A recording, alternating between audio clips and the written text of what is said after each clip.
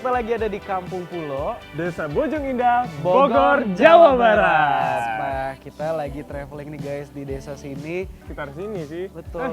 Rame Wah, banget rame ini. banget. Halo, Halo. selamat pagi ibu-ibu. Waduh. Halo. Dokter bukan yang ada di TV itu. Waduh. Wah, sering nonton nih berarti ya. Beneran sering nonton. Dari Waduh, boleh nih bener. Kita boleh ya. Dokter, kan dokter nih. Iya. Aku minta diperiksa gitu. Boleh. Emang mau diperiksa apa aja sih? Aku ada keluhan. Keluhannya apa? Apa kesemutan, malam terus nyeri gitu dok. Kesemutannya setiap hari apa sekali-sekali aja? Terkadang-kadang. Sebenarnya kalau untuk kesemutannya sendiri, asal dia tidak setiap hari Bu ya dan bukan jangka panjang, kalau sekali-sekali itu bisa dikemungkinan karena pekerjaan yang monoton. Maksudnya adalah kayak ibu mungkin mencuci itu bisa lebih 1 jam, ya kan mungkin banyak cuciannya tuh. Jadi karena dia gerakan yang monoton terus, dia akan menekan saraf-saraf di bagian tangan sehingga muncul terjadinya kesemutan. Nah, kalau misalnya kita lihat, sebenarnya tadi kan Dokter Niko juga udah jelasin. Nah, nama penyakitnya itu biasanya dikenal sebagai CTS atau Carpal Tunnel Syndrome. Nah, itu biasanya karena kalau misalnya kita melakukan pergerakan yang terus-menerus, ngulek, nyuci, terus jarang diistirahatin, itu bisa nyebabin saraf yang di sini tertekan. Makanya biasanya dia itu khasnya nyeri pada saat atau misalnya ada perasaan kesemutan pada jari 1, 2, 3, sama 4,5. Coba Ibu kita lakukan ini namanya tes Fallen. Kalau dia ngerasa nyeri. Ibu ngerasa nambah nyeri apa enggak? Nambah nyeri.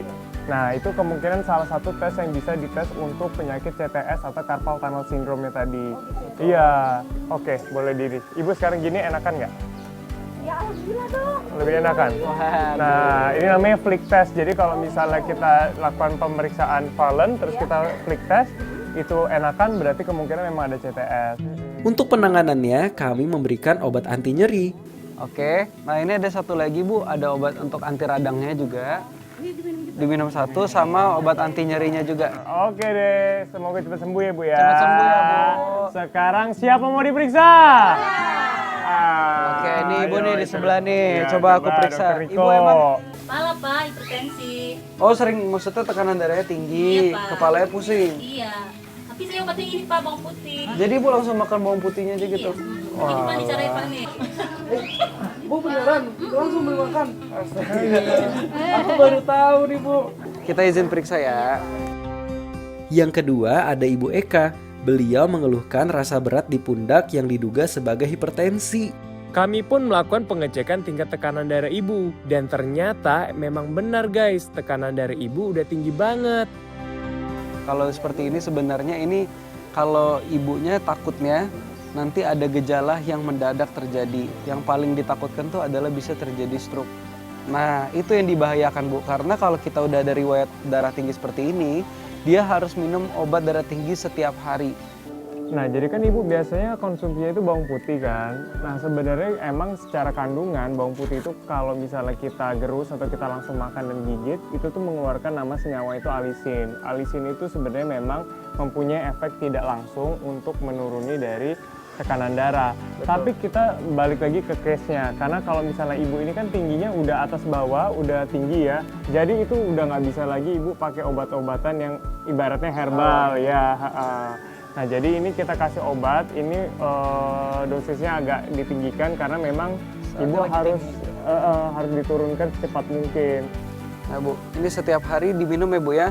Nanti kalau obatnya ini udah habis, harus rutin minimal ke puskesmas atau fasilitas terdekat ya.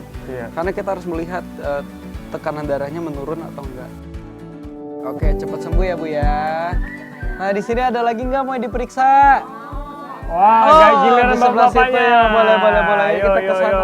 Giliran Permisi ya, Bu, bapaknya. ya. Permisi ya Bu. Oke, selamat Oke. pagi Pak. Pagi Pak. Maaf ya ganggu ya. Bapaknya kenapa, sakit apa Pak? Gula. Oh iya, kakinya luka ya.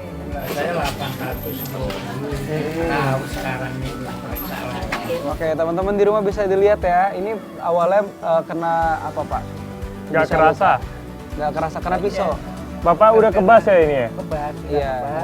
Sambilan kita periksa juga gula darahnya. Dokter Adib juga sambil ngebersihin Lukanya ya. Yuk. Pak Encep meminta kami buat mengecek kadar gula darah beliau. Memang Pak Encep ternyata punya riwayat sakit gula, guys. Setelah melakukan tes gula darah, ternyata saat ini gula darah Pak Encep tinggi sekali guys. Oh, high. Ya. Ini udah sangat tinggi ya guys, jadi dia tidak terdeteksi lagi, udah terlalu tinggi banget. Bapak, kapan minum terakhir obatnya? Tiap hari. Tadi pagi. Berapa kali sehari, Pak? Saya sehari 2 kali. Udah nggak disaranin pakai insulin? Oke. Belum ya. Oh, bapaknya nggak mau. Bapaknya nggak mau pakai insulin. Ya udah, karena tapi kan berarti kalau misalnya high, berarti biasanya dia udah lebih dari 350 Pak ya. Betul. Sekarang Bapak konsumsi metforminnya itu dinaikin aja jadi 3 kali sehari. Jadi pagi, siang, malam. Ini kan lukanya terbuka ya Pak ya. Iya. Jadi kita olesin ini aja, olesin salep buat Antibiotik ya? antibiotik atau anti buat bakterinya biar nanti nggak ada infeksi kemana-mana ya Pak ya. Jadi Bapak kalau Bapak nggak kontrol terus, nanti dia akan semakin parah Pak, lukanya Pak. Dan juga diabetes itu juga banyak nanti terjadi komplikasi-komplikasi penyakit lainnya. Karena gula darah yang tidak terkontrol ini. Selain dari pengobatan yang sudah kita naikkan dosisnya jadi 3 kali sehari, Bapak juga harus pantang makan makanan yang terlalu banyak gulanya. Walaupun dia buah, tapi karena kadar gulanya tinggi, itu juga nggak boleh di Bapak. Jadi hindari juga buah-buah seperti itu ya Pak ya. Oke, terima kasih banyak Pak. Makasih ya Pak. Makasih Sama-sama. Pak. Dokter Traveler, sehatkan Indonesia!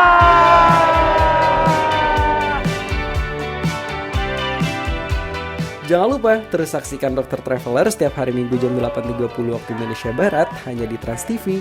Dan jangan lupa follow akun Instagram dan TikToknya juga di @doktertraveler_transtv. Turn back